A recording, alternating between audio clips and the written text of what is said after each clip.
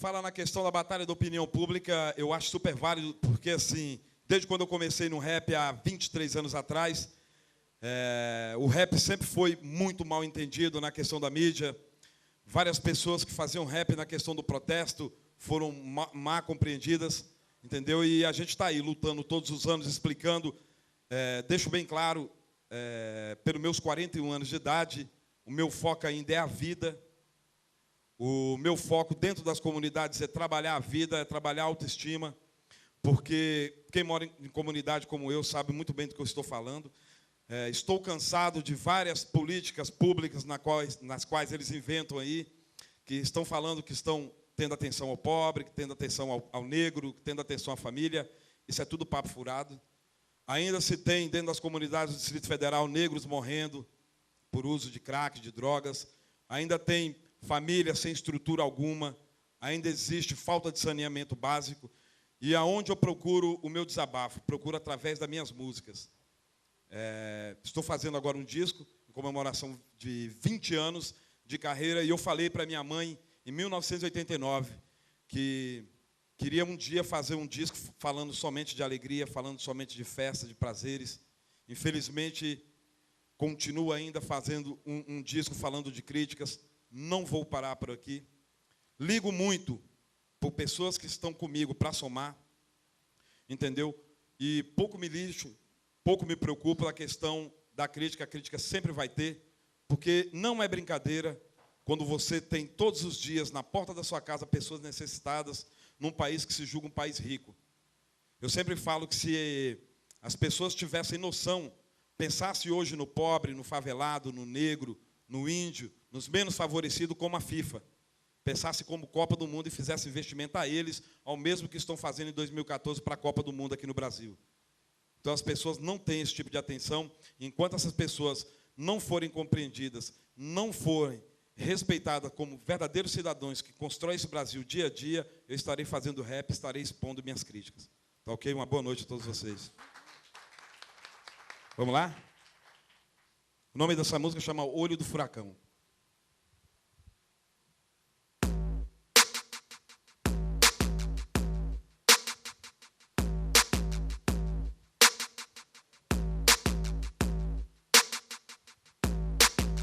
Essa música vai para todos aqueles que acreditam no ser humano.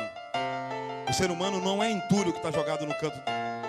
O ser humano é aquele que tem capacidade de levantar todos os dias, acordar, trazer dignidade para a sua família.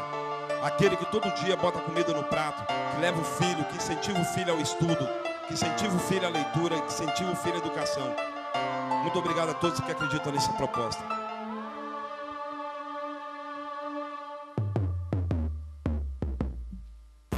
O olhar do ser humano eu sei que muito expressa respeito, amor, momentozinho de festa.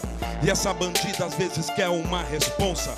Landrão cansou de mesma lombra, mas olha lá no fundo das bilocas. Às vezes é assanhaço, às vezes é só potoca. Vou me ajeitando como eu posso, guardando o ódio. Lá na frente tá fortão pra quem merece, lógico. Quem planta-se os ventos colhe a tempestade. Plantei a tempestade, devastou cidade. Minha ganancidade, eu, meu monstro, abismo. Mas olha lá na beira, ó, levantou bombeta. Você plantou maloqueira, eis a colheita. O ódio é bumerangue, efeito dominó com sangue. Um livro, uma bíblia, uma frase, um montante. Mas resumindo, o que esse olhar me fala? Cê tá me olhando com esses ouvidos, ó cara. Eu sei que na verdade algo diz. Mesmo nas erradas eu vou tentando ser feliz. Que some os cão de mim, quero é veraneio. Tem uma condição, meus piva pra um parceiro e drink pro parceiro. O olhar feliz, um simples, mas verdadeiro. Olhar no olho do furacão, não tem como fugir.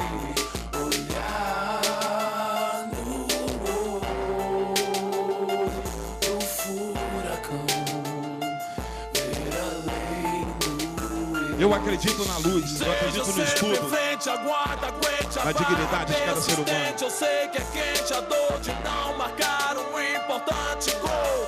Só que o obstáculo plantado nunca me parou. Eu vim de lado, vim, venci, digo mundo se pá, o som do bom. Tô nesse embalo, sem medo, não paro, não calo, só falo o relato que o mundo criou. Vivi na selva, na guerrilha, batalha do dom. Subi na serra, nos morros onde está lá o som. Vai desistir se pá e perder o que é bom. Se o mundo está plantado em ti, eu te aconselho a olhar no olho de um grande homem. Foi esse homem que me fez forte.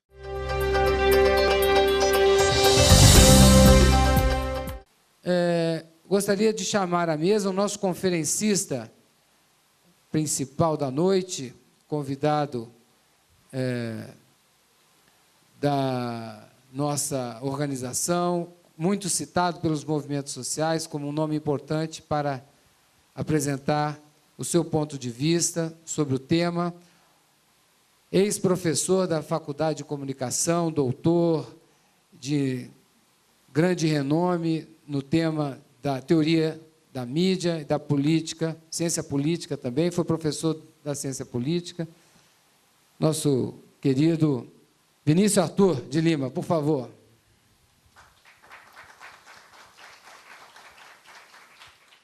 Boa noite, ou bom dia, ou boa tarde para aqueles que nos veem através da TV comunitária.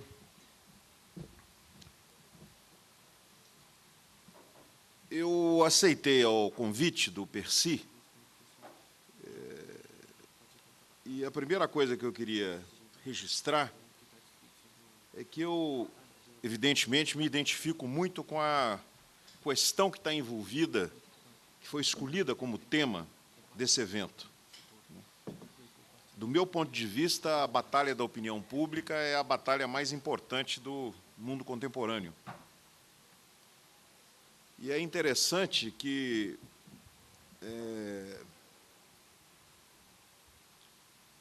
essa é uma batalha que tem sido importante há muito tempo, né? E, para lembrar um autor que me é particularmente grato, o italiano Antonio Gramsci, ele se referia à batalha das ideias, né? Que é exatamente o espaço de construção da hegemonia. Ou seja, é onde se forma e se organiza o consentimento em toda a estrutura de poder. Ao lado dos processos de coerção, tem que existir um consentimento organizado, dinâmico, sem o qual a estrutura de poder não sobrevive, não se sustenta. Então, a batalha das ideias, a batalha da opinião pública se dá exatamente aí. A ideia de opinião pública, na verdade, é uma ideia que surge simultaneamente à derrocada, ao desaparecimento, ao enfraquecimento do absolutismo. A ideia de opinião pública é uma ideia originalmente liberal. Na verdade, ela aparece como categoria política pela primeira vez em Rousseau, aí pela metade do século XVIII, 1750, se não me engano. E desde que ela aparece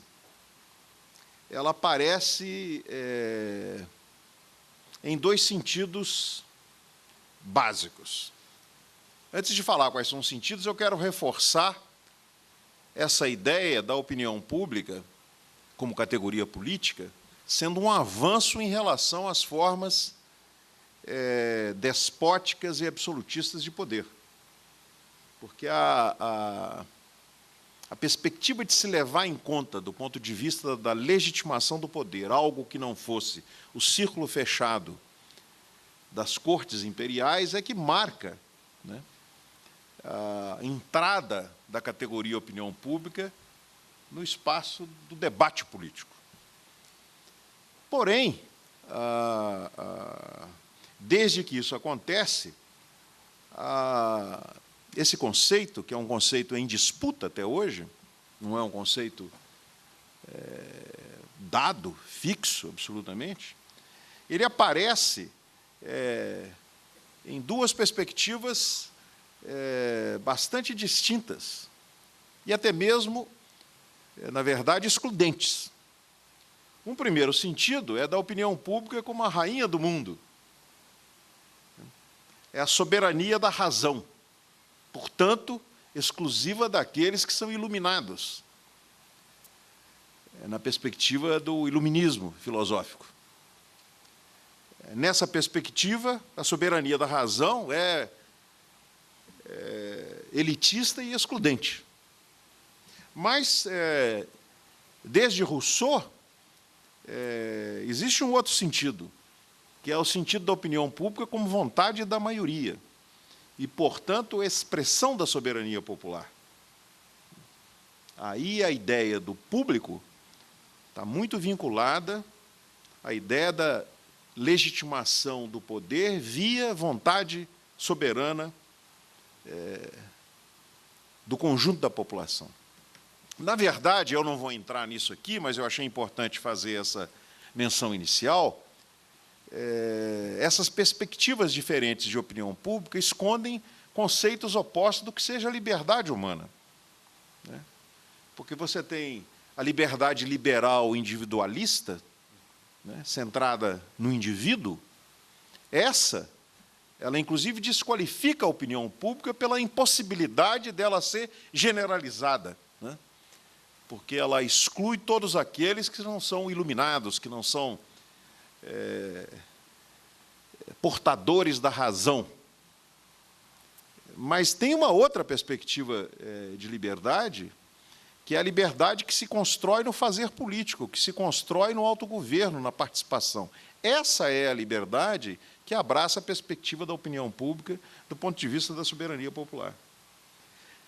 Mas, de qualquer maneira, e é aqui que é o ponto que nos interessa especificamente nesse evento, no mundo contemporâneo, a ideia de opinião pública, seja num sentido, seja em outro, está associada à ideia, inicialmente, da imprensa, hoje, da mídia, o conjunto dos meios de comunicação, que inclui a mídia impressa.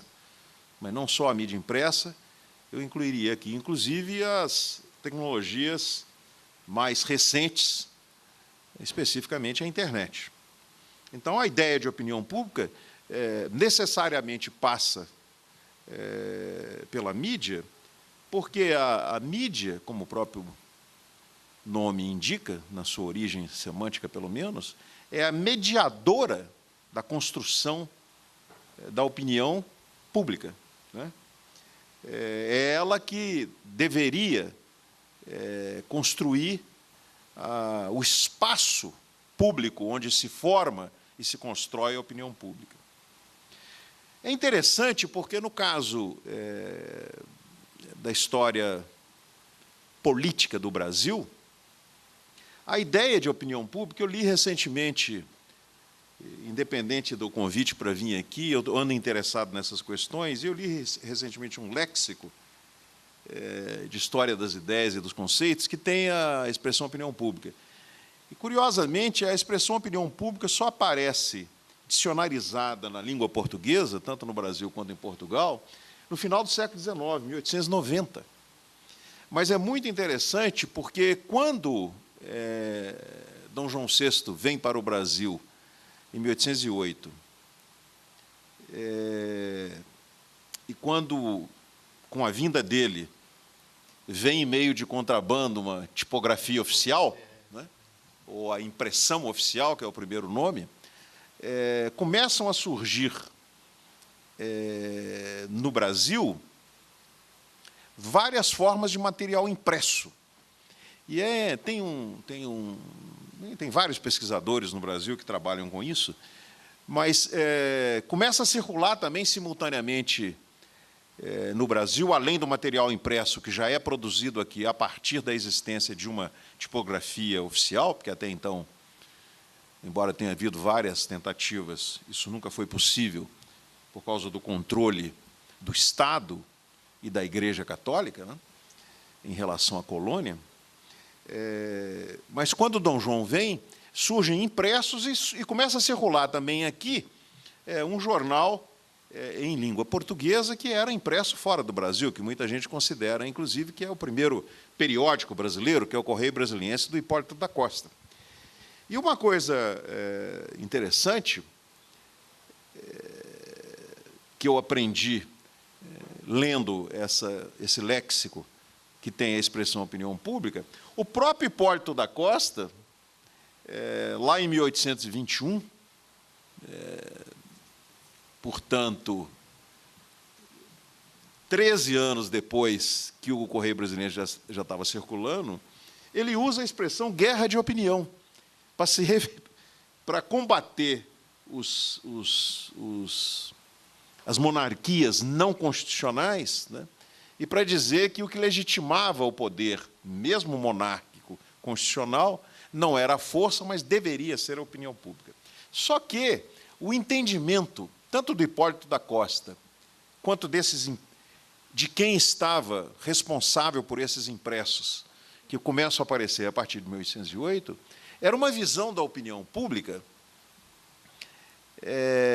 como objeto da formação do que não eram jornalistas, evidentemente, mas eram essas pessoas que escreviam e que produziam esses impressos, e o próprio Hipólito da Costa declara isso, aliás, na primeira edição do Correio Brasiliense, atribui a si mesmo a missão de formar a opinião pública, porque era uma missão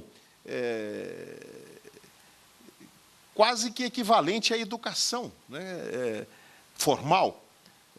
Essas pessoas se julgavam responsáveis, através da impressão de suas opiniões, porque não passava praticamente disso, porque eram pessoas e não instituições, empresas, né, no nascimento da imprensa, que se julgavam no dever de formar, de educar, consideravam sua missão a formação de uma opinião pública. Veja só que aí a ideia de opinião pública é uma ideia totalmente tutelada, né? Algo de cima para baixo. Alguém forma a opinião pública.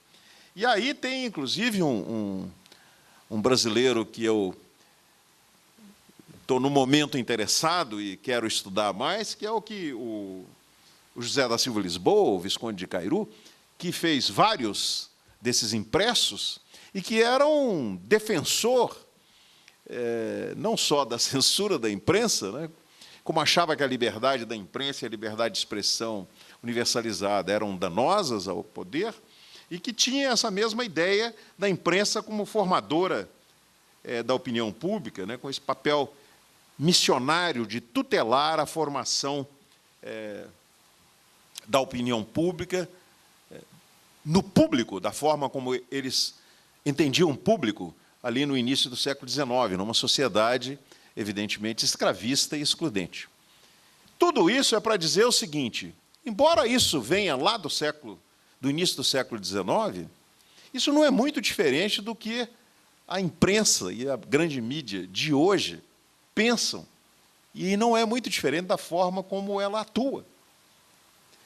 Há um livro muito interessante de um professor da Federal Fluminense, Aloísio Carvalho, que estudou a imprensa no período pré-golpe de 1964 e a formação de uma rede de emissoras de rádio que chamava Rede da Democracia, e ele estuda, e que trabalhava articulada, essa rede trabalhava articulada com os principais grupos de comunicação da época.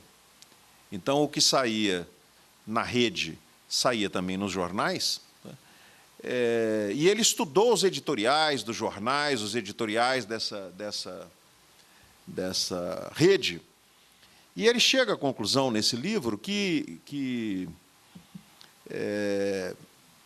houve, no momento imediatamente anterior ao golpe de 64, um movimento da grande mídia brasileira que atribuía a si mesma não só esse papel de tutela de formação da opinião pública, mas também o papel de representante da própria opinião pública, de ser a expressão da opinião pública.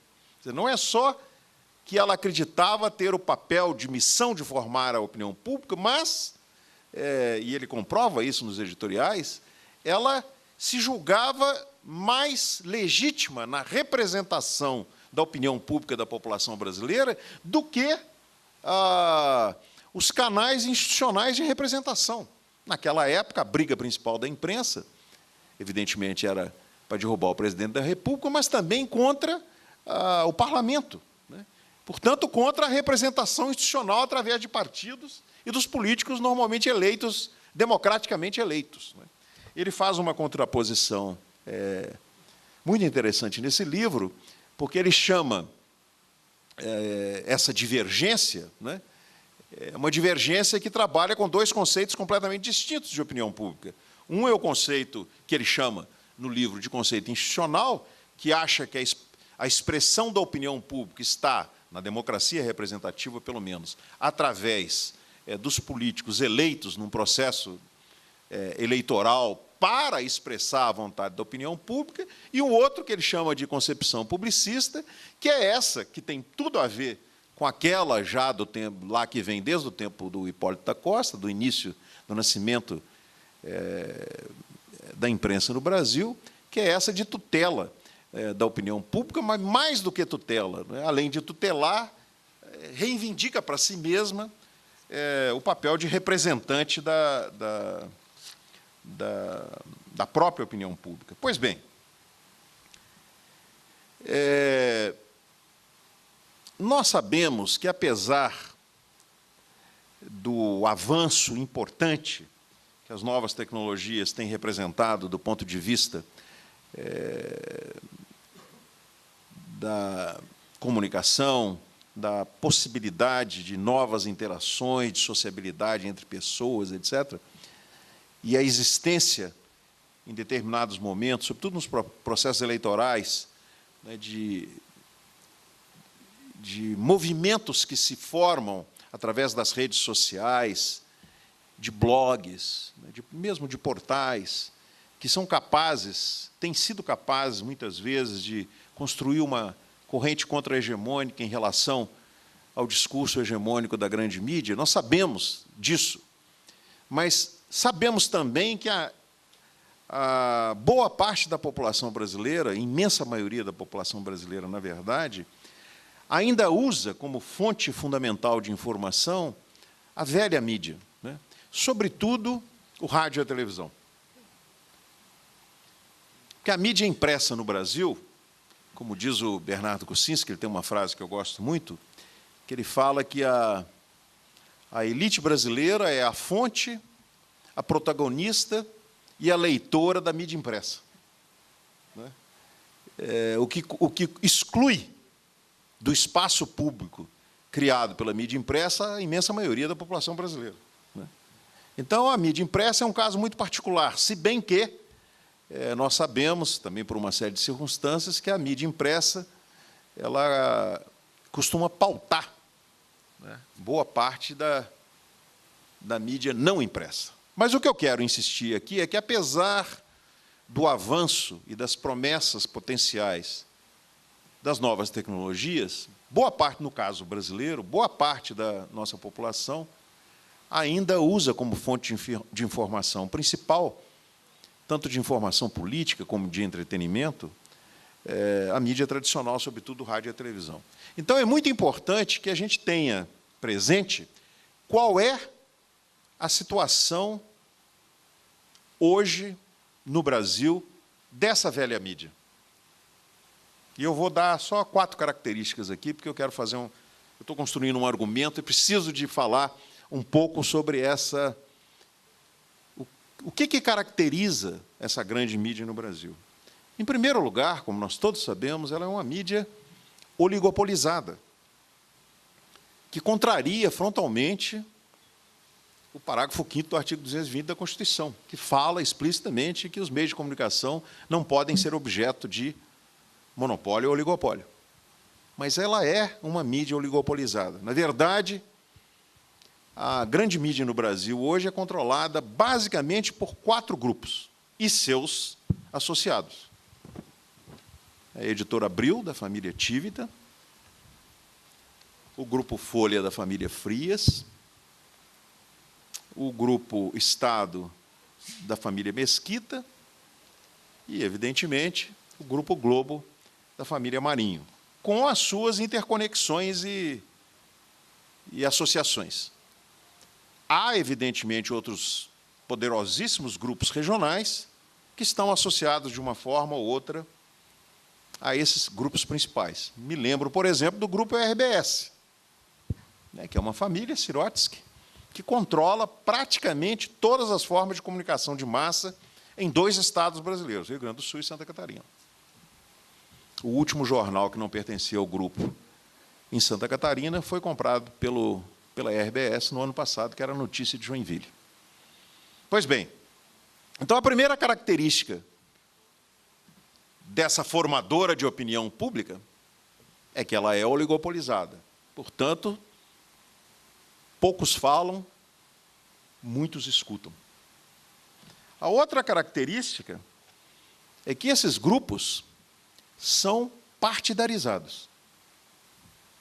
E não sou eu só que estou falando isso.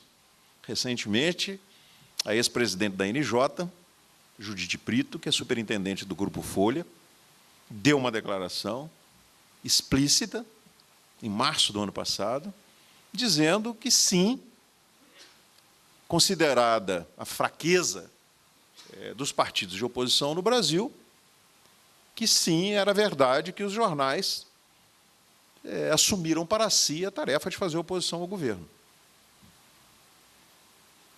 O Marcos Coimbra, recentemente, escreveu um texto, não sei se vocês viram, falando que essa declaração dela é mais ou menos equivalente ao que os grupos de extermínio fazem quando falam que a polícia não dá conta de conter os bandidos, então cria esse grupo de extermínio e vai lá e mata os bandidos. É mais ou menos a mesma coisa. Os partidos de oposição não funcionam, então nós, sim, fazemos oposição. Então, a mídia brasileira, além de ser oligopolizada, ela é, pela declaração nunca desmentida, ou nunca objeto de qualquer reparação da presidente da Associação Nacional de Jornais, uma mídia que assumiu o papel de oposição no Brasil. A terceira característica desses grupos de mídia no Brasil, da mídia brasileira hoje, é que ela tem um discurso homogêneo. Ela, apesar das aparentes divergências de interesses religiosos, financeiros, nas questões fundamentais, ela fala um único discurso. E são várias as formas de identificar isso. A grande mídia brasileira é contra as cotas,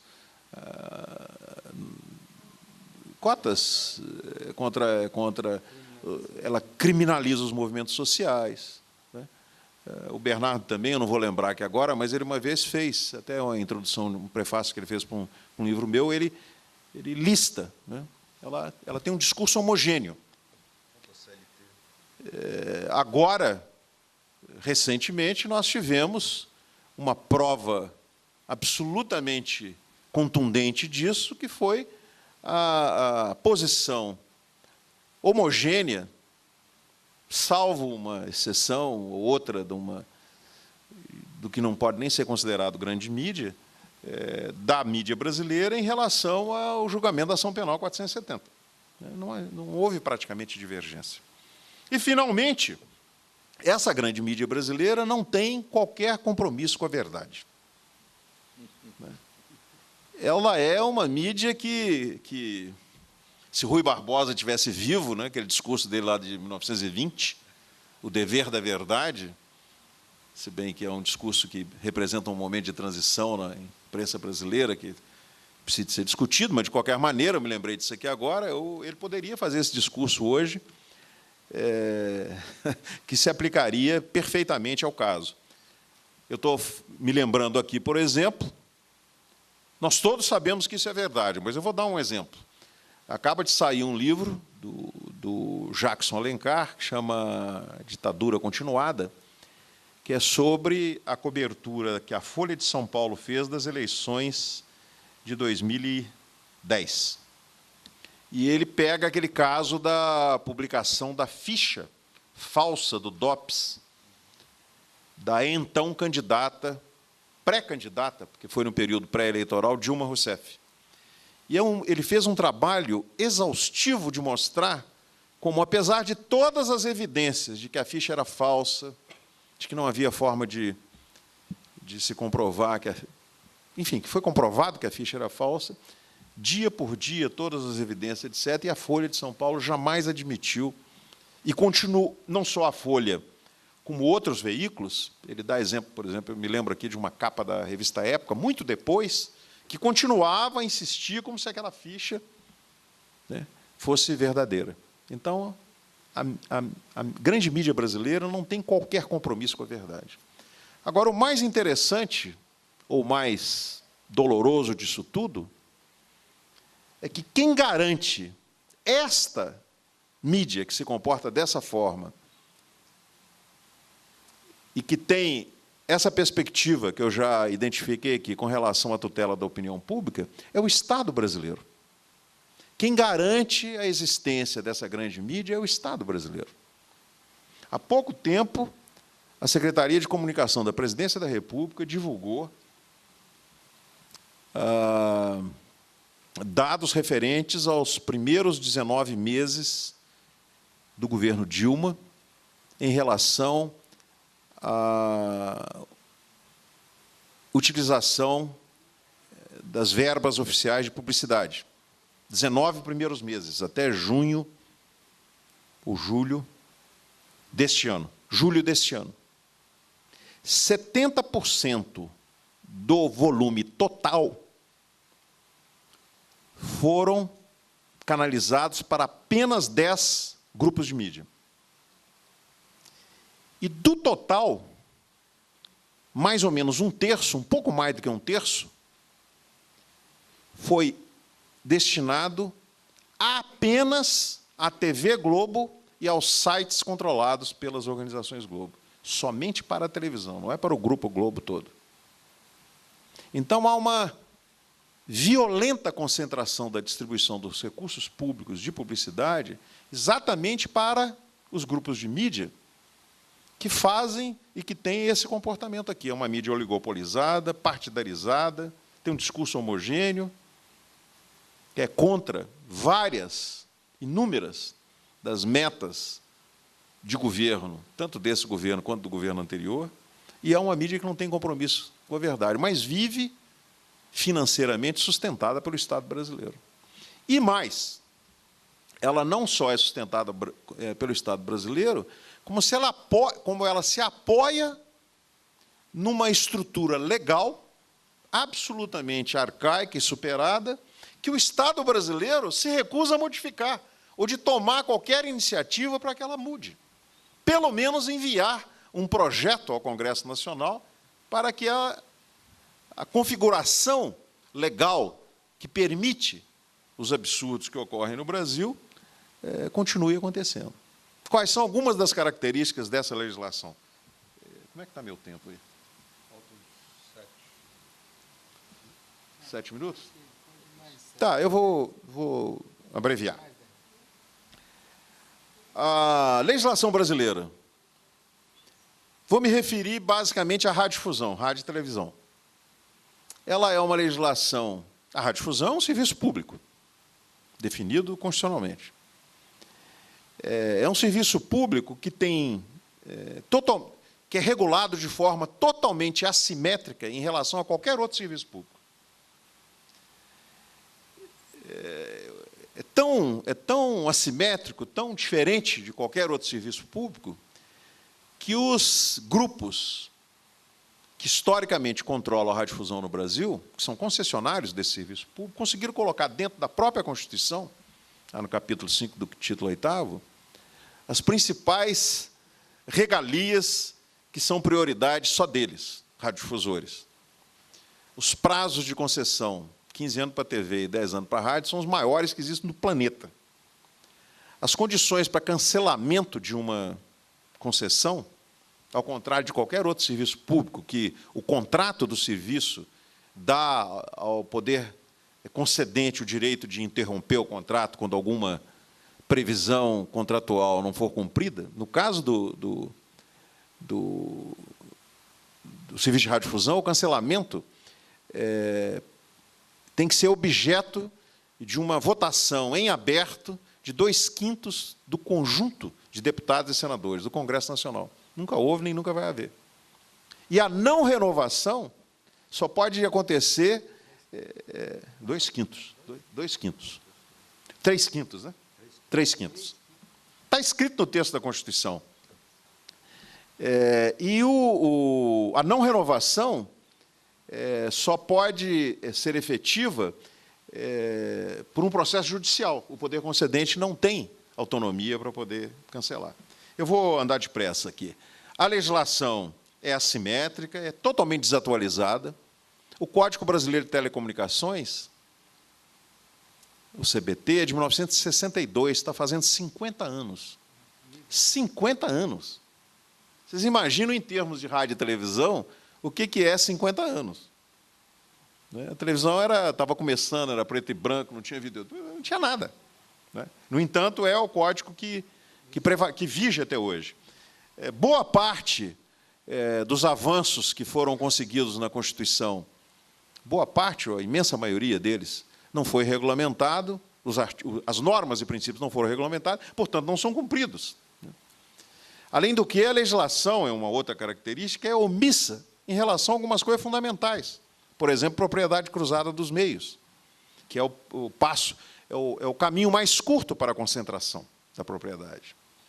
E uma última característica aqui de 5 que eu estou mencionando, a nossa legislação está na contramão do que está acontecendo no resto do mundo. Nós vamos ouvir o companheiro argentino, que vai nos contar o que está acontecendo na Argentina. A Argentina, nosso vizinho aqui, está indo num sentido completamente diferente do nosso. Mas eu poderia citar o exemplo da Inglaterra, que é o berço moderno do debate sobre liberdade de expressão e liberdade de imprensa. Acaba de haver um inquérito presidido por um juiz independente que trabalhou durante 16 meses e recomendou a formação para a mídia impressa, porque para rádio e TV já existe, que é a Ofcom, existe uma agência reguladora,